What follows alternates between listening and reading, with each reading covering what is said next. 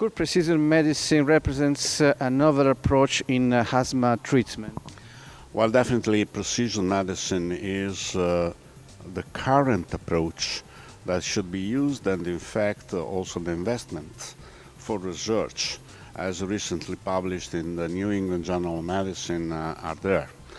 Let's say that it's important to differentiate a little bit what precision medicine is and what personalized medicine is. Precision medicine, that means mainly biological treatment, means that the target is the endotype. In other words, the mechanism of the disease in that patient. And this is describing the eligibility to the patient to that precise biological treatment. Whereas personalized medicine has a different target as the person as the target. What's the difference? Well, for instance, the use of the device, as suggested by the ERS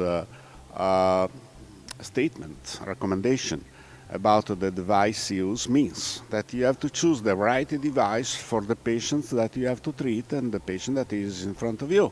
So this means that you should know all the devices and the features of all of them and to choose the right one for the patient.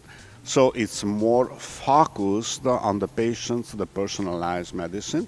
Precision medicine, I would say that is part of the personalized medicine whenever you have to treat the mechanism of the disease. And from Omalizumab to new drugs, how biologic therapies have changed the treatment of asthma? Well, let's say that Omalizumab was the first biological in this field, and of course it was crucial to have education in this sense.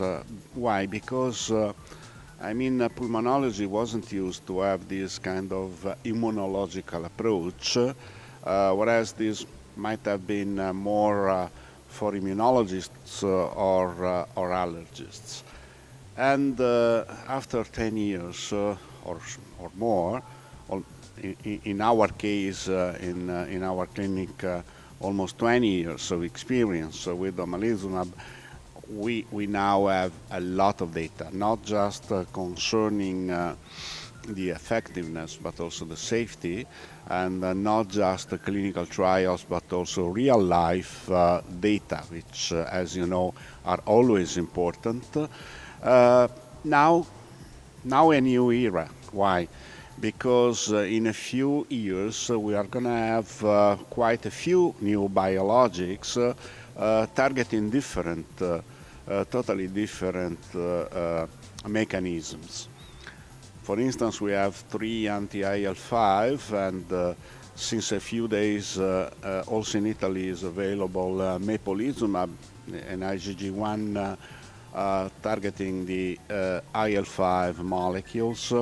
And in a while we are going to have also Reslizumab, and possibly next year Benralizumab that is targeting the receptor. Then there are some other ones, anti-IL-4 receptor, anti-IL-13, and possibly also for the Th2 low, so for another subtype of severe asthma. Let me say that probably there is a bias. And the bias is that because of the costs of these biologics, we are nowadays targeting the use of these biologics in severe asthma because it's a costly disease. But there are 2 points.